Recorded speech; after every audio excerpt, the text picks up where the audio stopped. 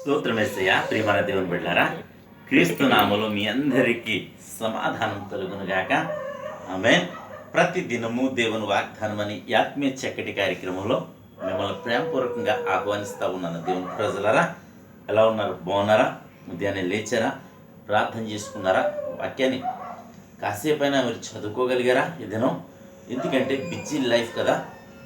మరి దేవుని కంటే ప్రాముఖ్యమైనది మన పనులకు వెచ్చిస్తున్నాం అని, మరి అన్నిటికంటే ప్రాముఖ్యమైనది దేవుని సన్నిధి, దేవుని వాక్యము అని మీరు గ్రహిస్తున్నారా? ఎందుకు ఈ మాటలు చెప్తున్నానంటే, మరి లోకం వెంబడి మనం పరిగెడుతున్నాం, దేవుని వెంబడి పరిగెట్టమంటున్నాడు దేవుడు.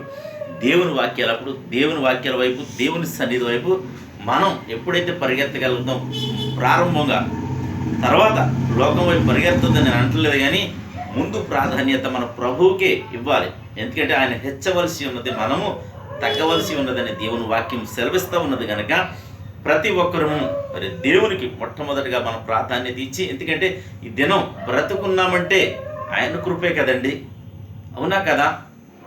ఆయన కృపను బట్టి బ్రతుకుతున్నాం కనుక మొదటిగా ఆయన్ని స్తుతించి, ఆయన్ని ఘనపరిచి, మరి ప్రతి దినము ఆయనతో మరి ప్రారంభిస్తే మనకు క్షేమంగా ఉంటుంది అని తెలియజేస్తూ, ప్రతి దినము దేవుని వాగ్దానం అని ఆత్మీయ చక్కటి కార్యక్రమం వాగ్దానం చదువుకుందాం. నేను చదువుతున్నాను దినవృత్తాంతంలో 2వ గ్రంథము 1వ అధ్యాయము 12వ వచనం. కాబట్టి జ్ఞానమును తెలివియు నీకియ్యబడును, నీకన్నా ముందుగానున్న రాజులకైనను నీ తర్వాత వచ్చు రాజులకైనను కలుగని ఐశ్వర్యమును సొమ్మును ఘనతను నీకు ఇచ్చేదనని చెప్పాను. దేవునికి స్తోత్రం, హల్లెలూయా. రాజైన సొలొమోను మరి దేవుని దగ్గర ప్రార్థించి మరి జ్ఞానాన్ని అడిగినప్పుడు మరి దేవుడు ఏమంటాడంటే, నీవు ఆస్తిని, ఐశ్వర్యమును, ఆయుష్ను అడగలేదు కనుక జ్ఞానాన్ని అడిగావు కనుక నీ ప్రజలను పాలించడానికి మరి జ్ఞానం అడిగావు కనుక అయితే వీటితో పాటు వీటిని కూడా ఇస్తున్నానని మరి దేవుడు మెచ్చిన ప్రార్థన మరి సొలొమోను రాజు చేయగలిగాడు కనుక మరి ఈ దినం మనం చేసే ప్రార్థన ఎలా ఉంది?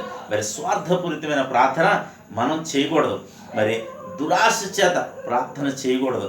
ఇతరుల కోసం, మరి ఇతరుల నీ కోసమే కాకుండా నువ్వు చేసే ప్రార్థన ద్వారా మరి వచ్చే ఫలితం ఎలా ఉండాలంటే, నీతో పాటు ప్రజలందరికీ క్షేమకరంగా ఉండాలని మరి దేవుడు కోరుకుంటున్నాడు కనుక మరి ఇక్కడ ఏం చెప్తున్నాడంటే, నీ తర్వాత వచ్చు రాజులకైనను కలుగని ఐశ్వర్యమును, దాని సొమ్మును, అలాగే ఘనత నీకు ఇచ్చేస్తానని మరి దేవుడు వాగ్దానం చేశాడు. ఆ వాగ్దానాన్ని మరి దేవుడు నెరవేర్చాడు. రాజైన సొలొమోనుకు విపరీతమైన జ్ఞానం, మరి బోల్డెడి ధనము మరి ప్రభువు ఇచ్చాడు కనుక మరి ఇచ్చిన ఆ ఆశీర్వాదాన్ని కూడా మనం కాపాడుకునేటట్టు ఉండాలని మీకు తెలియచేస్తున్నాను. మరి ఎప్పుడైతే దేవునికి దగ్గరగా జీవిస్తాం, ఈ జ్ఞానము, ఐశ్వర్యము, ఘనత మరి దేవుడే మనకు అనుగ్రహించును గాక అని తెలియచేస్తూ దేవుడి మాటలు దీవించును గాక. ఆమేన్. ప్రతి ఒక్కరూ దేవుని దగ్గరగా జీవిద్దాం. ఈ వాగ్దానాన్ని ఎత్తిపెట్టి ప్రార్థన చేద్దాం. దేవుడి మాటలు దీవించును గాక. ఆమేన్. ప్రార్థన చేసుకుందాం. స్తోత్రము తండ్రి, వందనాలు యేసయ్యా. ప్రతి దినము దేవుని వాగ్దానమని ఆత్మీయ చక్కటి కార్యక్రమంలో నిలుస్తున్న వాగ్దానం ఐశ్వర్యము, ఘనత, నేను సొమ్మును మీరు మాకు అనుగ్రహిస్తానని వాగ్దానం చేస్తున్నారు ప్రభా. వాగ్దానం చేసిన దేవ, నమ్మదగిన వాడ, నీకు స్తోత్రాలు. ఎంతమంది ప్రతి యూట్యూబ్ ద్వారా, షేర్ చేయడం ద్వారా, ఫేస్బుక్ ద్వారా అయా నీకు దగ్గరగా జీవించడానికి ప్రయత్నించేస్తున్నారు. అందరి జీవితాలు ఈ వాగ్దానం నెరవేర్చమని ప్రార్థిస్తున్నాను. సమయంలో ప్రభా ప్రతి ఒక్కరి జీవితాల వాగ్దానం నెరవేర్చమని దీవించమని ప్రార్థిస్తున్నాను. అలాగే రోగులు ఉన్నారు ప్రభా, స్వస్థపరచమని ప్రార్థిస్తున్నాను ప్రభా. మొట్టమొదటిగా రోగులు, ఎందుకంటే ప్రభా ఆరోగ్యమే మహాభాగ్యము అని వాక్యం సెలవిస్తుంది కనుక అయ్యా ఎంతమంది ప్రజలు వ్యాధులను బట్టి, రోగాలను బట్టి, అనేకమైన స్థితులు బట్టి వారి పరిస్థితి ఏదైనాను సరే నా తండ్రి వారిని స్వస్థపరచమని ప్రార్థిస్తున్నాను. ఏ స్టేజ్ వరకు వెళ్ళిపోయినా పర్లేదు ప్రభా, వారి బలహీనతలో నీ కృపంచమని ప్రార్థిస్తున్నాను, నీ దయించమని ప్రార్థిస్తున్నాను తండ్రి. మీరు కనికరించండి, కృప చూపించండి. ప్రతి వ్యాధి యేసుక్రీస్తు నామములో తొలగిపోనుగా కానీ ప్రార్థిస్తున్నాను తండ్రి. అలాగే ప్రభా యవనస్తులు ఉన్నారు, చక్కటి సంబంధాలు అనుగ్రహించమని ప్రార్థిస్తున్నాను. గర్భఫలం లేని గర్భఫలాలు దయచేయమని ప్రార్థిస్తున్నాం ప్రభా.